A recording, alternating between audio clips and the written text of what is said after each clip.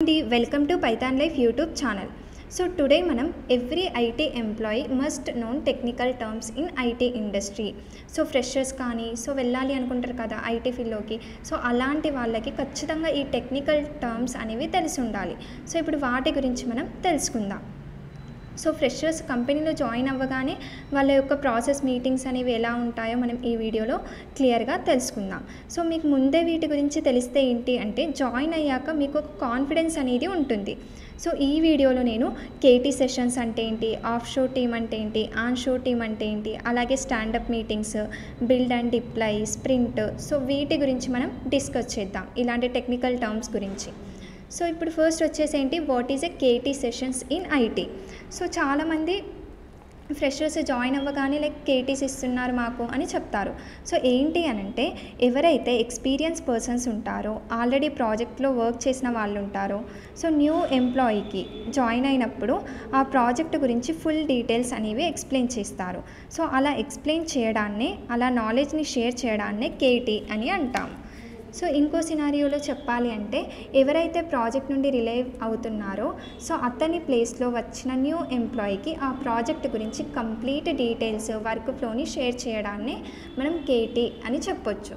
So ఇది వచ్చేసి first technical term KT sessions.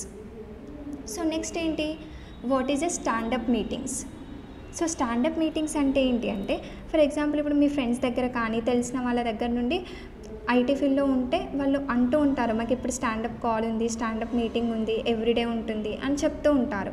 So ఇక్కడ స్టాండప్ మీటింగ్ అంటే ఏంటి అంటే ఎవ్రీ కంపెనీలో మార్నింగ్ సెషన్లో ఒక మీటింగ్ అయితే కండక్ట్ చేస్తారు. సో ఒక ప్రాజెక్ట్కి టీం ఉంటారు కదా, సో ఆ ప్రాజెక్ట్ టీం మెంబర్స్ అందరూ కూడా గ్యాదర్ అవుతారు ఆ మీటింగ్లో. అప్పుడు ఇండివిజువల్గా each and every person yesterday ఏం వర్క్ చేశారు, టుడే వర్క్ ప్లాన్ ఏంటి, అలాగే ఇప్పటివరకు చేసిన వర్క్లో ఏమైనా బ్లాక్స్, ఫ్లాస్ ఉన్నాయా, ఇష్యూస్ ఉన్నాయా అని చెప్పి వాళ్ళందరూ కలిసి డిస్కస్ చేస్తారు. సో అప్పుడు ఏంటి అంటే టీమ్ మేనేజర్కి ప్రాజెక్ట్ యొక్క స్టేటస్ అనేది అర్థం అవ్వడం జరుగుతుంది. So this is nothing but stand up meetings అని చెప్పొచ్చు. ఇక్కడ చూడండి, what did I work on yesterday చేసిన వర్క్ గురించి, అలాగే what I'm working on today work plan ఏంటి అని చెప్పి, అలాగే what issues are blocking me, ఇంకేమైనా చేసిన వర్క్లో ఇష్యూస్ ఉన్నాయా అని చెప్పి ఈ స్టాండప్ మీటింగ్లో డిస్కస్ చేయడం అనేది జరుగుతుంది. సో నెక్స్ట్ వచ్చేసి what is on shore and off shore team. So on shore team అంటే ఏంటో ఇప్పుడు చూద్దాం. ఇప్పుడు ఫర్ ఎగ్జాంపుల్ క్లయింట్ వచ్చేసి యూఎస్ లొకేషన్లో ఉన్నారు. సో క్లయింట్ లొకేషన్కి వెళ్ళి వర్క్ చేసే వాళ్ళని ఆన్ షోర్ టీమ్ అంటారు. లేదంటే క్లయింట్ లొకేషన్ యూఎస్లో ఉంది కానీ మీరు ఇండియాలో వర్క్ చేస్తున్నారు అనుకోండి, సో దాన్ని వచ్చేసి ఆఫ్ షోర్ టీమ్ అని చెప్పడం జరుగుతుంది. సో ఇది వచ్చేసి on shore and off shore టీమ్కి డిఫరెన్స్. నెక్స్ట్ వచ్చేసి బిల్డ్ అండ్ డిప్లాయ్. సో అంటూ ఉంటారు ప్రాజెక్ట్ ఫినిష్ అయ్యాక లైక్ ఇప్పుడు నాకు డిప్లాయ్ ఉంది, డిప్లాయ్ చేయాలి అని చెప్పి. సో ఇక్కడ బిల్డ్ అండ్ డిప్లాయ్ అంటే ఏంటో ఇప్పుడు మనం చూద్దాం.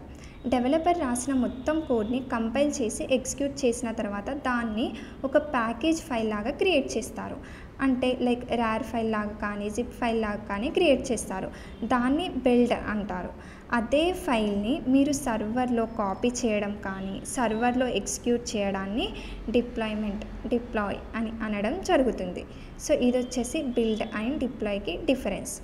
ఆ ఫైల్ని మనం సర్వర్లో ఎగ్జిక్యూట్ చేస్తే దాన్ని డిప్లాయ్ అని చెప్తాం.